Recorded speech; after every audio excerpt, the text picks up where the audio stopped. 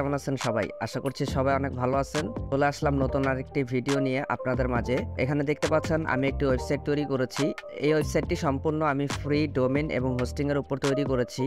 আপনিও যদি free domain এবং হোস্টিং খুঁজে থাকেন তাহলে আজকের ভিডিওটি সম্পূর্ণ দেখুন।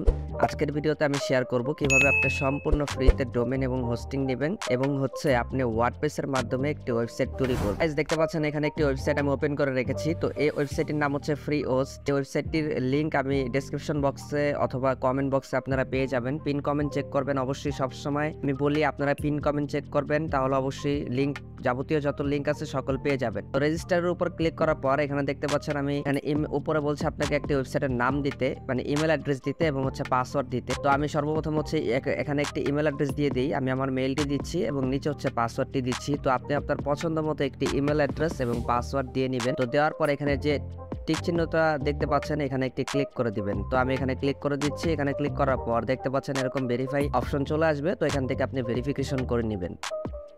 তো আমার ভেরিফিকেশন করা কমপ্লিট। তো এখান থেকে আমি টিকে ক্লিক করে দিচ্ছি। তো এখান থেকে লোড নিয়ে দেখতে পাচ্ছেন এখানে বলছে যে আমার অ্যাকাউন্টটি অ্যাক্টিভ করতে হবে। তার জন্য তারা মেইলে একটি ভেরিফিকেশন লিংক পাঠিয়েছে। তো সেই লিংকের মাধ্যমে আমরা অ্যাকাউন্টটি অ্যাক্টিভ করব। তো তার জন্য আমি আমার জিমেলে প্রবেশ করি।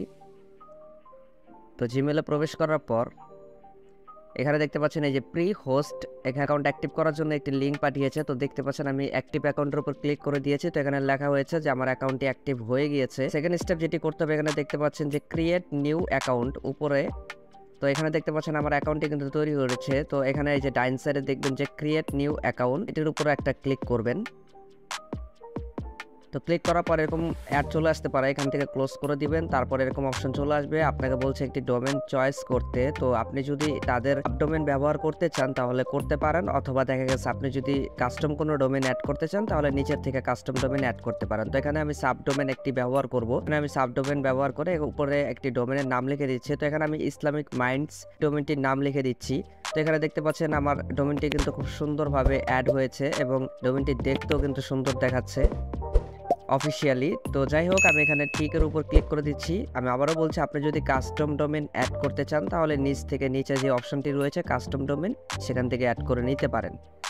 তো এখানে আমি টিকের উপর ক্লিক করছি। ক্লিক করার পর দেখতে পাচ্ছেন এখানে আমাকে ভেরিফিকেশন করতে বলছে আবার। তো আমি আবার ভেরিফিকেশন প্রসেসটা কমপ্লিট করে ফেলি। তো ভেরিফিকেশন প্রসেসটা কমপ্লিট করার পর এখানে আমার লোডিং নিচ্ছে। তো লোডিংটা শেষ হওয়া পর্যন্ত আমরা অপেক্ষা করি। লোডিং নেওয়ার পর এরকম দেখতে পাচ্ছেন এখানে কিন্তু আমার অ্যাকাউন্টটি তৈরি হয়েছে। তো একটি অ্যাকাউন্টের মাধ্যমে আপনি 3টি ওয়েবসাইট তৈরি করতে পারবেন। এখানে দেখতে পাচ্ছেন যে আমার অ্যাকাউন্টটি কিন্তু ঘুরছে। এখানে একটি কথা বলে রাখি, সেটি হচ্ছে যে আপনি 2 থেকে 3 মিনিট অথবা 5 মিনিটের মতো একটু অপেক্ষা করবেন এই ঘোরাটা। তারপরও যদি অটোমেটিকলি ঘোরাটা টিক চিহ্ন না আসে তাহলে আপনি উপর থেকে একবার রিফ্রেশ করবেন পেজটা, তাহলে দেখবেন আপনার এটা প্রসেস কমপ্লিট হয়ে যাবে। এখানে দেখতে পাচ্ছেন যে আমাকে ইউজার নেম দিয়েছে, এই যে এখানে দেখতে পাচ্ছেন ইউজার নেম। তো আমার এখানে কিন্তু এখনো ঘুরছে, প্রসেসিং হচ্ছে। তো আমি রিফ্রেশ করে নিয়েছি, দেখতে পাচ্ছেন আমার এটি কিন্তু কমপ্লিট হয়ে গিয়েছে। তো এখানে কিন্তু টিক চিহ্ন চলে এসেছে। তো এখানে দেখতে পাচ্ছেন আমার ডোমেইনটি কিন্তু রেজিস্টার্ড হয়ে গিয়েছে। তো তারপর আপনারা ম্যানেজে ক্লিক করবেন। এখানে ডাইন সাইডে দেখতে পাচ্ছেন যে ম্যানেজ নামের একটি অপশন রয়েছে। তো এই ম্যানেজের উপর একটি ক্লিক করে দিবেন। তো ম্যানেজের উপর ক্লিক করার পর দেখতে পাচ্ছেন এখানে কন্ট্রোল প্যানেল নামের অপশন চলে এসেছে। তো এখানে এই যে দেখতে পাচ্ছেন, তো আমি কন্ট্রোল প্যানেলের উপর একটি ক্লিক করে দিচ্ছি। তো এরকম যদি আসে তাহলে আপনি সেন্ড এনিওয়েতে ক্লিক করে দিবেন। দুঃখিত, আমি ব্যাক করে ফেলেছি। তো আমি আবার ক্লিক করছি, কন্ট্রোল প্যানেলের উপর ক্লিক করছি। তারপর যদি আপনার ওরকম অপশন চলে আসে তাহলে আপনি সেন্ড এনিওয়েতে ক্লিক করে দিবেন। এখানে আমার অ্যাকাউন্টটি অ্যাক্টিভ দেখাচ্ছে। তো আমি আবার ক্লিক করি।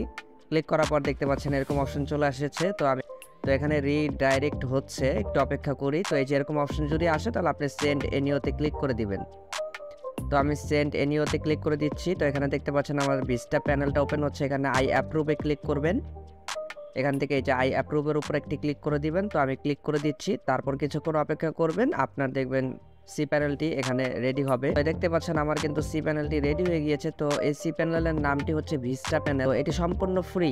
আপনারা কিন্তু ডাইন সাইডে দেখতে পাচ্ছেন উপরে ফ্রি হোস্টিং লেখাই রয়েছে। তো আমি একটু নিচে দেখাই, আপনি একটা সি প্যানেলে যা যা কাজ করতে পারেন সকল ধরনের কাজ এখানে কিন্তু সম্পূর্ণ ফ্রিতে করতে পারবেন। এখানে কিন্তু একটা টাকাও আপনার চার্জ লাগতেছে না এবং হিডেন কোনো চার্জ কিন্তু এখানে নেই। তো যাই হোক, আমি সফটওয়্যারগুলোকে গিয়ে আমি হচ্ছে ওয়ার্ডপ্রেস ইনস্টল করে আপনাদেরকে দেখাবো। তো আমি এখানে সফটওয়্যারগুলোর উপর একটি ক্লিক করছি, করার পর লোডিং নিয়ে এদের দেখতে পাচ্ছেন ওয়ার্ডপ্রেস ওপেন হয়ে গিয়েছে। তো আমি এখন ওয়ার্ডপ্রেস ইনস্টল করে আপনাদেরকে দেখাবো। চলো উপর ক্লিক করছি, ক্লিক করার পর এখান থেকে আমি https www এটাকে সিলেক্ট করে দিচ্ছি। তো সিলেক্ট করার পর এখান থেকে হচ্ছে ইউজার নেম আর হচ্ছে পাসওয়ার্ড আপনি আপনার পছন্দ মতো একটি দিয়ে দিবেন। আমি আসলে একটি দিয়ে দিব, কিন্তু এখানে হচ্ছে https এবং হচ্ছে https www এটা নিবে না। তো এখানে http www এটা সিলেক্ট করে দিবেন 2 নাম্বারটা। তো এখানে হচ্ছে যে পাসওয়ার্ডটা আছে আমি সেই পাসওয়ার্ডটাই রাখছি এবং নিচে উপরে হচ্ছে আপনার একটি ইউজার নেম আমি জাস্ট দিয়ে দিচ্ছি। এক্সাম্পল হিসাবে যে কোনো একটি ইউজার নেম আমি আপাতত দিয়ে দিই।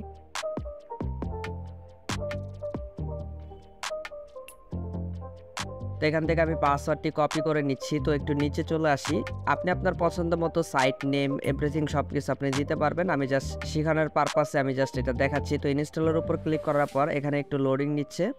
তো লোডিং নিয়ে দেখতে পাচ্ছেন আমার কিন্তু ইনস্টল কমপ্লিট হয়ে গিয়েছে, কনগ্রাচুলেশন মেসেজ চলে এসেছে। আমি ওয়েবসাইটটি ওপেন করে আপনাদেরকে দেখাই।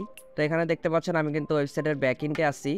তো আমি ফ্রন্ট এন্ডও আপনাদেরকে ওপেন করে দেখাবো। তার আগে আমি একটা কাজ করি, যে একটা থিম ইনস্টল করি, যে কোনো একটি থিম ইনস্টল করে নেই।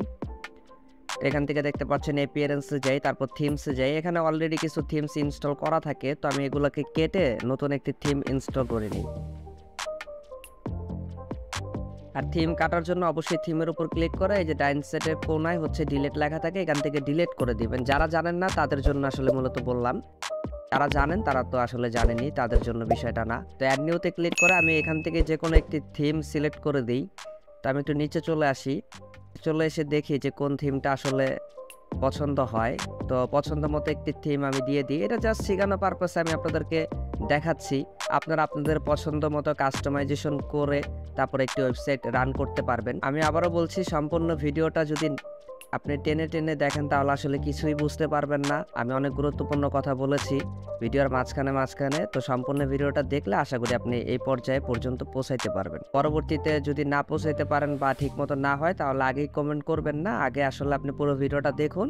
তারপরে কোনো প্রবলেম হলে অবশ্যই নিচে কমেন্ট বক্সে জানাবেন। দেখতে পাচ্ছেন আমার থিমটি ইনস্টল হয়ে গিয়েছে এবং আমার এখানে কিন্তু সুন্দর একটি ওয়েবসাইট তৈরি হয়ে গিয়েছে। এই ফ্রি ডোমেন এবং হোস্টিংগুলো আসলে কারা ব্যবহার করবেন? যারা একেবারে প্রফেশনাল লেভেলে কাজ করবেন তারা আসলে এই ফ্রি ডোমেন এবং হোস্টিং ব্যবহার করবেন না। এগুলো আসলে সিকিউরিটিতে থাকে না। তবে যারা প্র্যাকটিস করবেন, যারা প্র্যাকটিস পারপাস ইউজ করবেন তারা চাইলে ইউজ করতে পারেন, অথবা যারা পোর্টফোলিও টাইপের একটি ওয়েবসাইট তৈরি করবেন নিজের জন্য তারা চাইলে করতে পারেন। নর্মাল কোনো ওয়েবসাইট হলে চাইলে করতে পারেন, কিন্তু আপনারা হচ্ছে প্রফেশনাল লেভেলের কোনো কাজ করার জন্য এই সব ফ্রি ডোমেন এবং হোস্টিং দিয়ে কোনো ধরনের ওয়েবসাইট তৈরি করবেন না। এগুলো আসলে অনেকটাই আনসিকিউরিটি হয়ে থাকে।